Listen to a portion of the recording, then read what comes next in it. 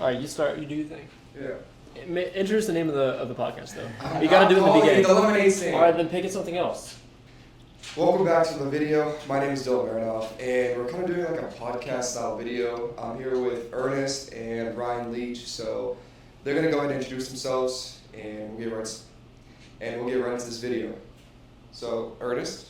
My name is Ernest. I'm a real estate investor. I run a property in Alabama, and we're looking to expand soon. And I currently work at dealerships, but looking to move forward from that and do full-time, online business, move from entrepreneurship, more that sort of thing. Ryan? So my name is Ryan. I am a Miami real estate agent, and I also invest in properties as well. I've been a broker or a salesperson in specifically Miami for probably about 2-ish years, going on 2 years soon. Crushing deals, staying, hustling every day as much as I can. Hustling, doing deals as much as I can, trying to stay busy, get as many clients and relationships built as I can before we get to 2025, where I work even harder to lapse what I did last year. Nice. And I'm Dylan Marinov. I've been trading for a few years now, and we both go to school at Miami. We're both seniors, finishing up our final year of college, and yeah, we are all in Miami right now. I live in Edgewater. I live in Edgewater as well. As well as Ernest, and then Ryan lives in Coral Gables, close to campus. So Ernest, what led you to come here to Miami? So I was obviously in Virginia, living there, nice and cold, boring. Everyone's kind of depressed over there. And then my boy Ryan over here, who decided to fly out from Virginia all the way to Miami, was like, "Hey Ernest, you should really come by sometime, explore the area." So at first I wasn't really too excited about it, but then I thought, hey, let's give it a shot. So I flew over here, and man, I was blown away. Beautiful beaches, beautiful city, it's very clean, and the people here, a lot of them are entrepreneurial minded. So I like meeting those connections and learning from them. And last year and the year before, I came here like 6-7 times per year, and then eventually I got sick of my old job, and I was like, let's do it. We're going to Miami. We're moving here. Nice. So you decided to come down here for better opportunities, and do you make more money here? I do make more money. Okay. Yes. That's good. And what kind of job do you do here in Miami? I work there's a dealership almost in our vision from this window here. It's a very big dealership in downtown, and I do self-service there right now. Nice. It's one of the biggest dealerships here in Miami. Yep. They have massive. Bugatti, Rolls-Royce, Bentley, BMW, Hyundai and Genesis, and Cadillac. So a lot of brands in one building. And Bugatti. Yeah, and Bugatti. Yeah, we have a few right now. Yeah. A lot of different brands are in there too, like Porsche. We have used Ferraris, Lambos, all that. What's your favorite car? Like If I could have one car, I saw it yesterday for the first time. It was an Alfa Romeo 8C Competizione. If I could have one car, I'd take that over Koenigsegg, over anything. That's a crazy statement. I just love it so much. So is your favorite car brand Alfa Romeo? No. What's your That's favorite the car only brand? Alfa Romeo I like, actually. But if car I could brand? have one car brand, it would be Lamborghini for sure. I would say Porsche. I mean, Porsche? they have such a strong fan base, and their cars are just so unique and simple in my opinion. They're very well engineered. That's one thing. They're cheap to maintain considering the price tag on the cars. Like if you would have a Ferrari and something happens, I think 10, 15, 20K. The new GT3 is now like a $230,000 MSRP starting price, which is $50K higher than the last year was. Yeah, but I think Porsche's raising their prices because they always sell over stickers, so maybe they're gonna sell a little bit over sticker now instead of like $100,000 over sticker. I don't think they will. I think people are still gonna spend the big money for them. Yeah. But either way, I mean, Lamborghini, Porsche, they're all under the Volkswagen umbrella. So anything that you have in a Volkswagen umbrella is usually gonna be pretty solid. Like same with Bugatti. Nice. So you can't go wrong with anything in there, pretty much. What about you, Ryan? What's your favorite car brand? I don't know. I'm gonna keep it straight. Probably just go with Audi, something practical. Well, let me guess why. What do you drive? I do drive an Audi. I love my Audi, but I mean, I think it's pretty practical to say. Like obviously, dream cars, but like practical dream car, I'd say probably an Audi. Because exactly, because it's obtainable. It's good to have long-term dreams, but if you can have something that's obtainable, you can work towards the long-term. Definitely. I have an Audi as well, an S5, and I love the car. I've had it for a year. But next car, either gonna be like an M3 or I don't know, something a little more spicy, But maybe RS5. No. If I was to go with another Audi, it would be an R8. I wouldn't get another like S5 You or. could get a like older R8. No. You get the new gen one. Or TT. The TT. Nah. The TTRS is cool. It's a 5-cylinder with the RS3, and that car rips. But I've seen R8 V10s and V8s, the old generation, go for around 60, 70K. yeah, but maintenance on that things, and also the V8s are Yeah. not fast. Like the V8 R8s, the first gens. They're still fast cars, but they're not like, oh my god, wow, crazy fast. But Ryan, moving down here and experiencing this new lifestyle, what's one of the biggest hurdles that you've experienced with this transition? I think the biggest thing, I did sell real estate when I lived in DMV, DC, Maryland, Virginia area. But when you move to a new city and you start your career, obviously over, you lose a lot of those connections, those personal ties from where you used to work, which is good. I think everyone should experience starting something from scratch in their lifetime. It really kind of puts into perspective the things that you value the most. For me, it was the biggest challenge, I'd say, was when I really started my career from scratch again. I didn't really know anybody in the Miami area, especially those who were looking for properties. So I really had to hustle and create new ways of how I can market and find these kinds of people. So for probably, I'd say about 6 months, I was on Facebook Marketplace, reposting other people's listings, really trying to, I guess, get some exposure on things I didn't have. So leveraging other people's listings to really grow myself as a brand, which I wouldn't say is unethical.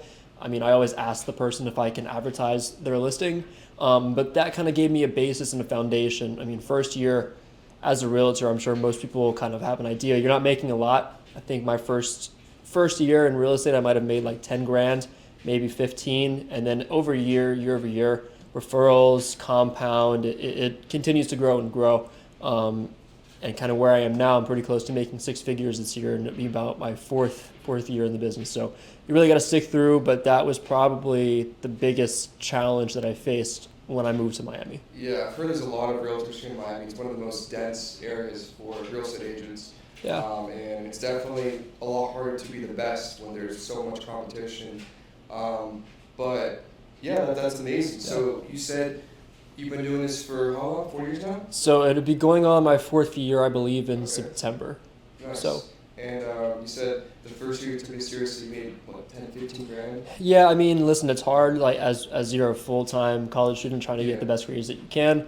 But I've kind of made a life decision where I really want to stick in this career. Mhm. Because real estate in the beginning just kind of came like a hobby. Yeah. Exactly. Something that I wanted to try when I was in the DMV area, specifically like DC.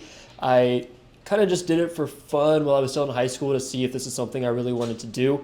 But now, once obviously you won't know if it's something you really like until you do it for a long enough period of time. And probably about my 2nd year in, I was like, this is kind of something that I really want to do. It's just super unique, meeting new clients, building these relationships, being personable.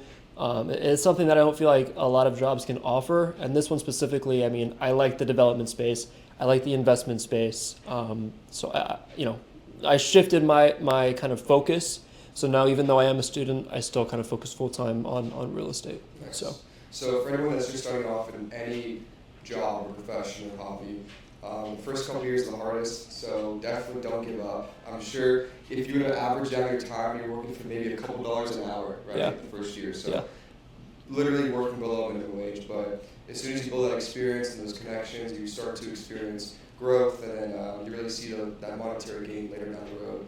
So with me, with trading, obviously, with trading, a lot of people struggle with that first year, the first few months, because you lose money, and Yeah. it's hard to continue when like you don't see those results. But as you see, he's living proof.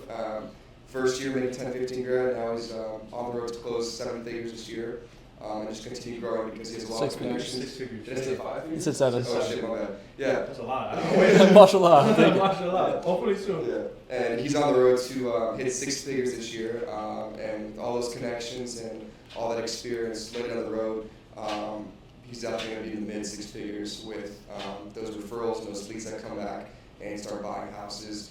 I mean, here in Miami, the cheapest house, I mean, what, like $500,000 for like something shack. Something okay, yeah, something that's all right. Something kind of decent is $500,000, and if you make 2.5%, I mean, that's what, 15 grand right there. Yeah, I mean, obviously money is a motivator for a lot of people, and it's not to say it's not for me, but I really try to cherish these relationships as long as I can, because sometimes I'll take if I really have to, I'll take less than the kind of traditional that some people make. If I really feel like this relationship is something that I can nurture and continue to carry out, for year over year. My dad actually is in real estate as well, and whenever he closes like a deal with someone and he wants to keep that relationship, he like let's say the place needs a new washer and dryer, he buys a new washer and dryer, or he lowers their commission. So I do believe it's important to build that relationship because later down the road they're going to refer to their friends, or they're going to buy another house, and there's more money to be made, but it's also important to think about it in the long run. So so you said you were actually investing in real estate. You bought your first rental property. Yes, sir. Where's that? With this young man right here, actually. We split it 50-50. Nice. We bought a rental property in Alabama. Nice. Didn't want to do nothing too crazy. It's about, a $100,000 house. Break it down for me. So it cost you $100,000. To be specific, it was 109, right? Yep. It was 109,000. We built a whole oil structure, LLC system, which we can get into later down the line. And luckily, I think we did a pretty good job. I mean, the first year, we've had some missed payments here and there, but we all ended up just taking a late fee, and she ended up paying late. Okay. So we've been pretty, I think, not so bad for this. Did you guys remodel the place? We did a little bit of touching up. For the most part, it was pretty turnkey, but we definitely did a bunch of like caulking all over the place. The fence we did, that's one thing that I was pretty impressed with. Me and Ryan went there with just a hammer and built a whole fence with the leftover wood rotted pile that was there. Well, we figured that out. It was pretty decent. I think we did a good job. I did it a few times. My dad needed help building the fence on one of his properties, and building a fence seems a lot easier than actually doing it, right? Oh, and Ryan, It takes a long time. do you want to talk about that beautiful shower that you did acrylic on? Yeah. So I mean, listen, as we know, I'm in real estate, so I kind of have an idea of the aspects of a home that'll increase its value. And not to say the bathroom wasn't in good condition; it was in great condition. But I felt that it was, an acrylic shower tub, and I thought that if I painted it white with acrylic paint, that it would brighten up. It was a weird color. It was white. It was like Oh, a the original, yeah, Yes, the original was like a brownish, and I thought, honestly, it wasn't that bad. I think I may have a picture of it. If I do, we can throw it up on the screen. It was definitely a bigger challenge than I thought it was going to be. I was using just a regular paintbrush and just brushing one single paint. brushing the shower. Would you do it again? No. Okay. You live in, you learn. What, 2 days? And how many of those 2 or 3 days that we were there did you spend on just the shower? I think I probably spent at least like a full 8 hours brushing that shower. Nonetheless, it came out great. But how much did you save instead of putting it in a new tub, redoing the shower? oh, I probably saved at least like $500. Just yeah. Okay. Yeah. Awesome ROI. So for this rental property, what did you guys put down? What was your interest rate? How much you bring in a month? And like all those questions. So because we are a new LLC, we don't have any business credit. So we did have to go the route of a DSCR loan, which kind of is a loan that looks more at the assets that you possess versus how much income you're bringing in every month. So we did have to also put down 25% of that 109,000. So I think we both ended up with about 36,000 total. Yeah. Between the two of us, with closing costs and everything. So it was a pretty hefty down payment, but on the bright side, we do have a little bit of equity in the house now, and definitely a smaller monthly payment. I believe it's around seven. I think it's like $794. Yeah, $794. And then when our landlord pay or when our tenant pays, we get about $1,200 in income per month. Yep. So what is that? $5, $4? Yeah. Yeah. We have insurance. We have, how much is our insurance bill again? So I guess taking a step back, because then I'll jump into the insurance. So the total, as we said, comes out to about $794, and then per month we're getting about $1,200 total. So once we backtrack that, the $794 is also comprised of the property, the principal, insurance, taxes, and interest, I believe, PITI. So that $794 is all of that.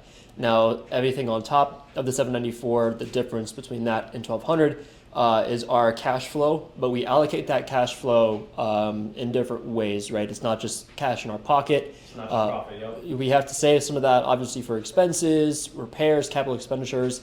We did get lucky. There's a new roof, new HVAC on the properties, so the big ticket items are, we still have a longer lifespan, so we don't really have to save as much right now. But we have that. Very important to allocate funds for vacancy. I think what we did is we took the total amount of principal, interest, taxes, and insurance that we're paying, and I just divided it by 12, and then I used that number offset of our monthly cash flow, and then I just stacked it up for 12 months, and then that should save us for a vacancy of 1 month once the tenant moves out. Nice. So overall, in all, free cash flow, we're making about 150, but it's not life-changing money. Right. We're So- paying off the house, which is what really matters. Just let Building it sit. equity, more than Exactly. experience. And then on top of that, we get to learn how to manage a business, a property, and learn how to do the whole process over again when we expand. Yep. Nice. And when are you guys buying your next property? Because that's the next step in this For this next one, it's probably going to be Ryan. He's had a good year. He's going to be the majority investor of that one. So I think Ryan should take this one away. So Ryan, so you said you bought in Alabama. Why did you choose Alabama? And do you plan on expanding your portfolio there, or do you want to get something here in Miami, or what are your thoughts? So I like Alabama for the reason that insurance is very inexpensive relative to different states. You're looking like $1,200 for a year, and that's like $100 a month. So Right. you can't find that in many other markets. What reasons are there for that? It's a lower cost of living in those states. So you get, on the other hand, lower insurance. Lower cost of living. The weather is usually not as crazy as Right. for Florida, for example. They don't have hurricanes barreling through every other week. The drivers there were pretty calm. Like no one's racing down the freeway at like 140 miles per hour. I can attest that Miami is very crazy. A lot of Nuts. hurricanes, a lot of crazy drivers, Nuts. traffic. Like it's insane. Yeah. These drivers will fly. You'll be going 100 and you get absolutely dusted by some random dude in a Huracan rental or something like that. The other thing about Alabama that I like as an investor is you can easily meet the 1% rule on an investment in those kind of states. What the 1% rule is just a ratio between what you get in rent versus what the property is worth. So the Per month, property, right? correct. Yes, right. So if a property is worth $100,000 and you rent it out for $1,000, you meet the 1% rule. And usually if you meet the 1% rule, it's usually saying that you're doing something pretty good. Yeah. But in places like Florida, it's a little bit more difficult to reach that 1% rule. But the long-term plan, obviously, is to grow a portfolio in Alabama and then, sell that off, 1031 exchange, defer the taxes, and buy something that's a little bit more closer to where I am in Florida.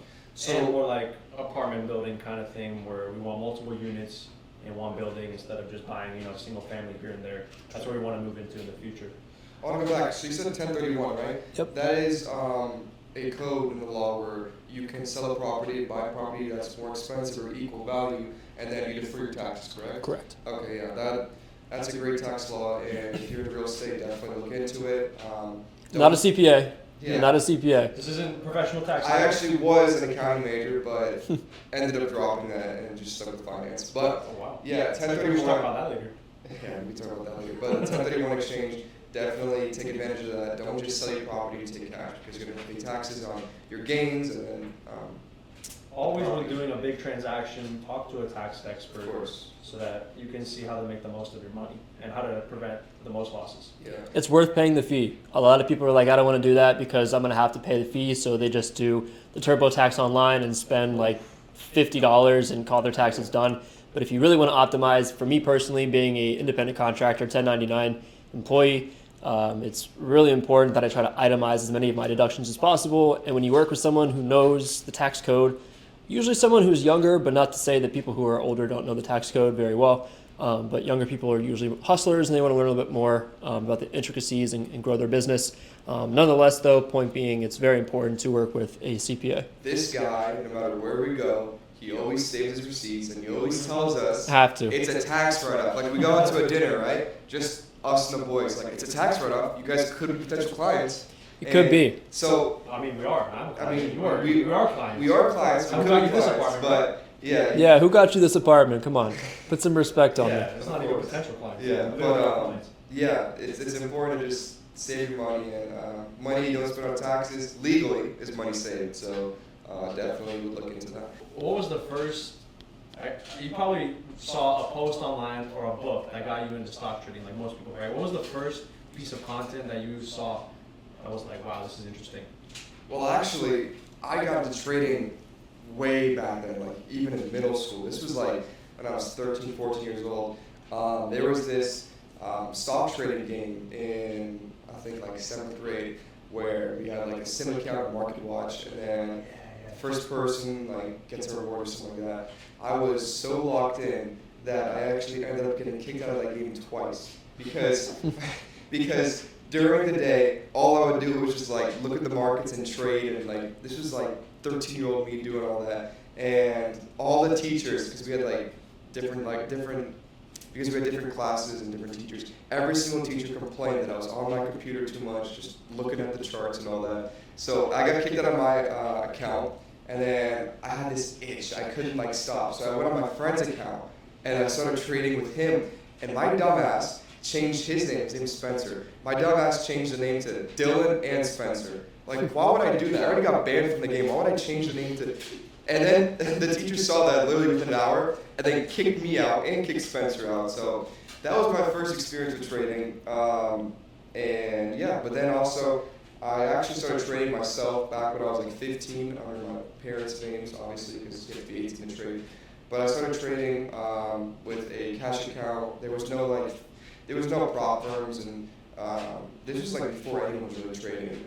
But started trading when I was 15, which was fine, like just common shares. Was trading Ford, GoPro back in the day, and then PLTR, a few other things. But yeah, I started trading back when I was 15 years old, so running on 5-6 years now. How do you think, obviously, without giving advice, but like if someone who was like your age, like 15, who wants to get into trading, without like, I'm trying to figure out how to say this. If someone was watching right now and they're 15 years old and they want to do this, where do you recommend the path that they take to learn the most and make the least mistakes? Like learn from your mistakes pretty much too. So if I was starting over, if I was 15 years old with the knowledge that I know right now, I would just watch endless amounts of videos. There's so much free content on YouTube. I would try to get a mentor because that really guides you through this process. It's not an easy process. It's very difficult. So just be a sponge and just absorb so much information and constantly want to improve and just be better. And then also, the beauty of it is now we have prop firms, which is accounts where you pay a minimum fee. Like you can buy $50, $200, or $200 per account, and then you can trade with a company's money, not even yours. And so you're risking very little money, and the reward is a lot greater that way.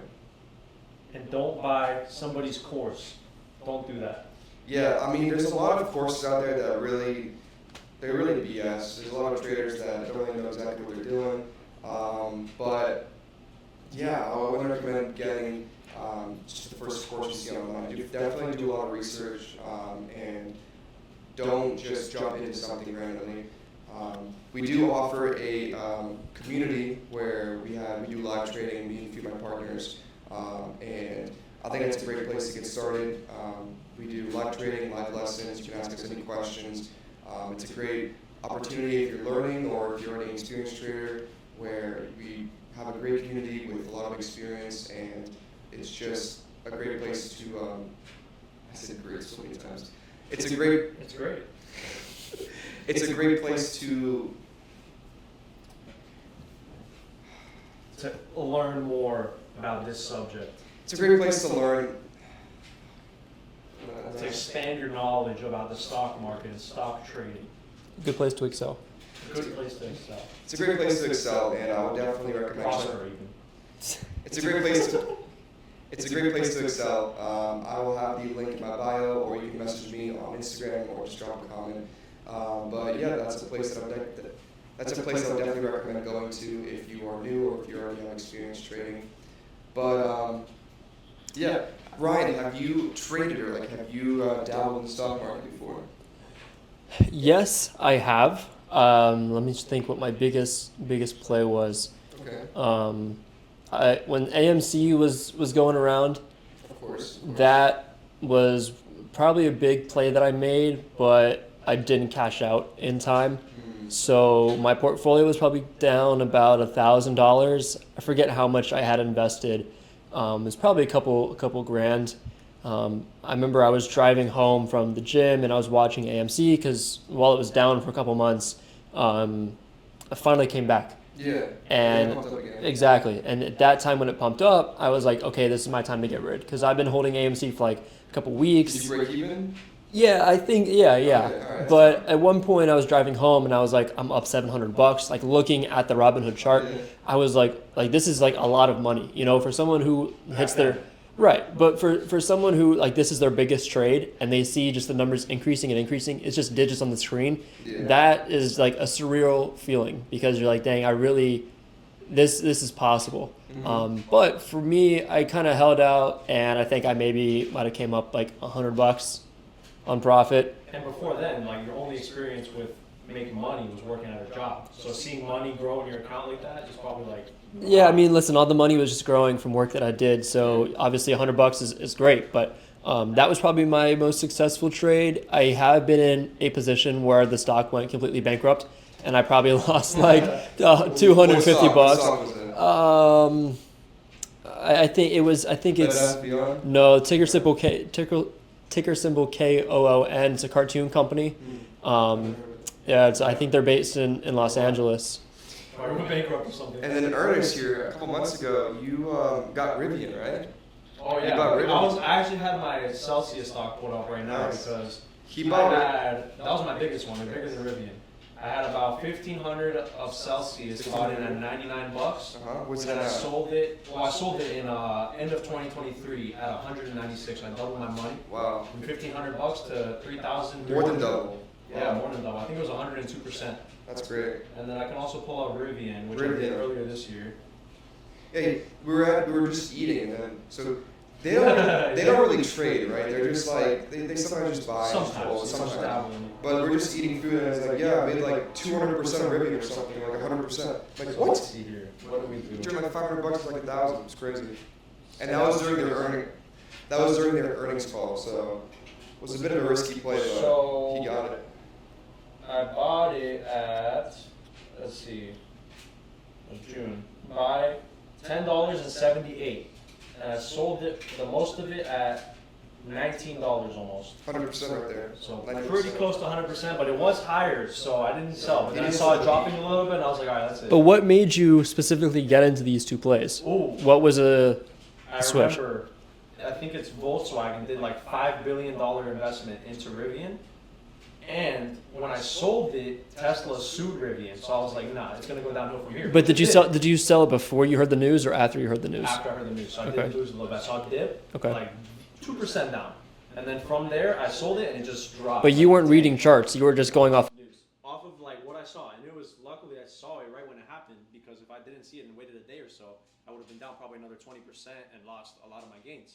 I've been watching a lot of motivational videos, and one thing that really stuck with me is you're the only person that's going to change your life. No one's coming to save you. No one's coming to help you. If you're a loser, you're going to stay a loser. It's on you to become a better person. And if you're just constantly wasting your time and hoping that something's going to happen, nothing's going to happen. You're going to stay in that same position. You're going to fall behind. You're going to be nobody. And you're the only person that needs to take action and change your life. So if you feel like you're going nowhere in life with where you are right now, you need to move out. You need to go somewhere that has a more positive impact on yourself. You need to go and take change. You need to change your lifestyle so you can be a better person. And that involves very little things that can have a major impact on your life.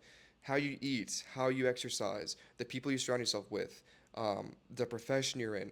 If you're limiting yourself, you're not going to progress. You're not going to become that person that you envision yourself in the next few years or few months. I always recommend moving out of your hometown as soon as you can because there's a lot of patterns that when you're in your hometown, you don't even realize they exist until once you're out of there. So you break a lot of bad patterns. Like if you're addicted to vaping, maybe once you move, you can throw that vape away and forget about it because you're in a new environment. Exactly. So, I mean, pretty much that goes for anything. Working out, drugs if you're on them, money even, switch to a new career in a new city. In Miami with no job in place, just left Yeah, DC that was absolutely insane. with $12,000 in his pocket that would probably last him 6 months in rent, but he's on the hook for a 12 month Only rent, lease. not other expenses, by the way. Exactly. And So yeah, I mean, plus you had to buy a car. I got a car because the job I had at that time, I needed to drive. I don't even use it anymore. I literally walk to work, thank God. It's broken right now, which we'll get into later. But yeah, that was extremely insane. Would I do that again? I mean, I think I will. I'm not going to lie because that's just something that's a story that you tell your grandkids. I mean, literally one day I'm at work in Virginia and I'm like, all right, guys, I'm out of here. Flew to Alabama. Well, actually, no, flew to Miami first, dropped all my stuff off here, flew to Alabama the same day, got the rental property, set it all up, flew back to Miami, and then just started going on the job hunt. So, I mean, for someone who's 21, actually, I was 20 at that time. For a 20-year-old, I mean, that was absolutely insane. And I'm very happy that I did it, though, because it taught me a lot of things. I think it made me pay a lot more attention to what I actually spend my money on now that I actually have big expenses. It's made me be a lot more, it's taught me more the value of a dollar compared to before. I was making a lot of money and I was just kind of like, yeah, whatever, spend money on this, spend money on that. I was buying like a $4,000 exhaust on my, $5,000 car. I was insane. I mean, Obviously, you had more money at that time disposable because your rent yeah, was less being, my rent was less, my expenses were less, and it allowed me, which is good. I mean, if you want to stay at your family's house, I don't have a problem with that. I mean, I think you can save a lot more money doing that, but you do miss out on experience and managing your own finances, which is kind of like running your own little business, which also helps you running your actual business. So I do recommend move out as soon as you can and also to a new city because you break a lot of the old patterns that you had which you didn't even realize existed, which also allows you to create new ones when you break the old ones.